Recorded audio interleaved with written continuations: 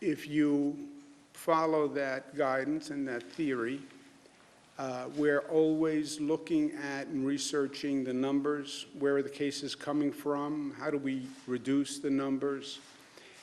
You look all across the country, it's lower income communities, predominantly minority, where we're still seeing an increase in the numbers.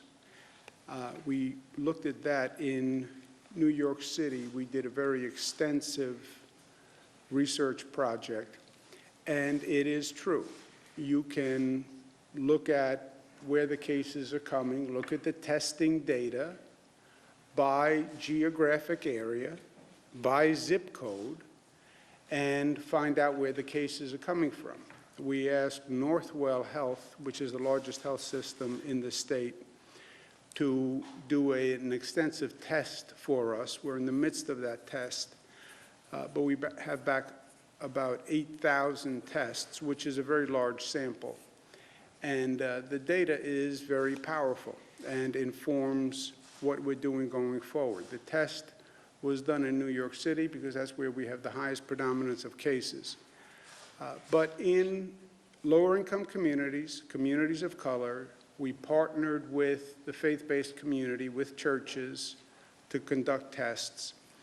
We found about 27% of the individuals testing positive.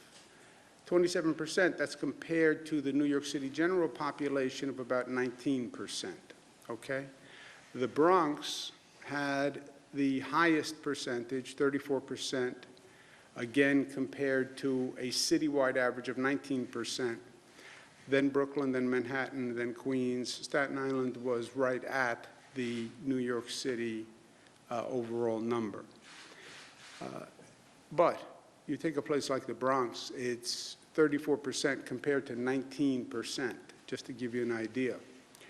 And the data shows not just a high positive, not just that a high number of people had the positive, but the spread is continuing in those communities, and that's where the new cases are coming from, okay? And you can literally do that on a zip code basis. For example, Morrisania in the Bronx, 43% of the people tested positive, 43%, compared to New York City general average of 19%. Hospitalization rate, 3.2 people for every 100,000, compared to 1.8. It is double the hospitalization rate, okay? So be smart. Let's use the numbers. Let's research where are people who are infected, where are the new cases coming from, where is the spread continuing. Low-income communities, communities of color.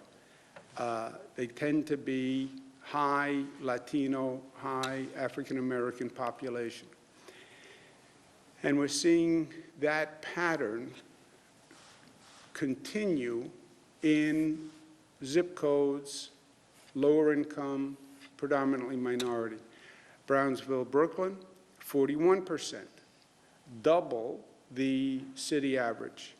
That happens to be 80% African-American, but again, just about double the rate of hospitalization.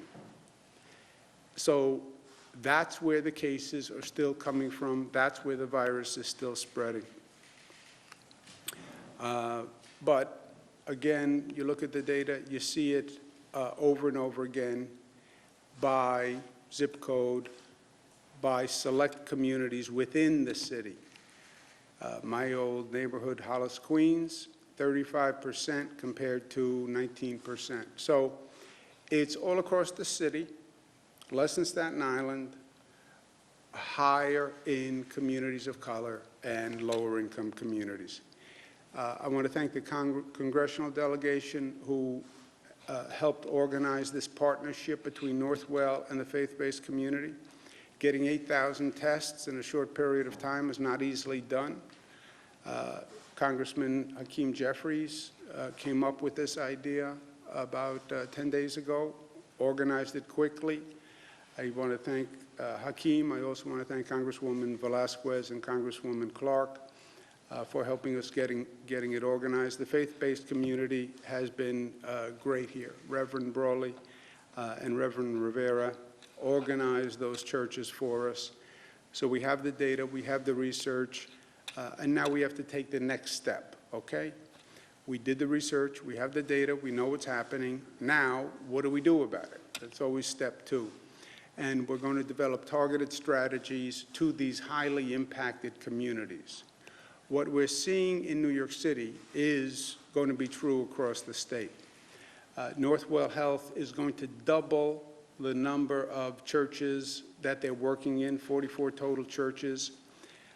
We're going to partner with Somos Community Care, and I want to thank them very much for stepping up. They're going to open 28 additional testing sites in these zip codes that fit this profile. We're going to focus on public housing. When you think about everything we're talking about, socially distanced, et cetera, and then think about public housing and how hard it is in public housing to do the things we're talking about. I worked in public housing all across this country when I was the Housing and Urban Development Secretary during the Clinton administration. Socially distance. How do you socially distance in an elevator in a public housing complex? How do you socially distance in the hallways of a public housing complex? How do you socially distance in the lobby? How do you socially distance in a small playground that is attached to public housing? So we understand the challenge, and ready responders are going to increase the testing in 40 public housing developments in New York City. So this is going to be a very extensive effort between Northwell and Somos. You'll have 72 faith-based sites. You'll then have ready responders in public housing. And we want to now take the next step, which is outreach programs, getting the PPE into the community, getting the hand sanitizer into the community, explaining social distancing and why that's so important, and explain how this virus spreads. It's a public health education effort. And, you know, I've been all across the state. You drive through some of these communities, and you can see that social distancing isn't happening, PPE is not being used, and hence the virus spreads. And again, we did the research in New York City because that's where we have the predominance of cases. But it is going to be true in every community across this state and across this nation. You tell me the zip codes that have the predominantly minority community, lower income community, I will tell you the communities where you're going to have a higher positive, and you're going to have increased spread, and you're going to have increased hospitalization. I'm asking all local governments to do the same thing that we did in New York City.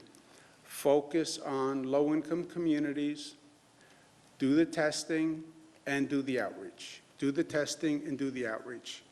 That's where the cases are coming from.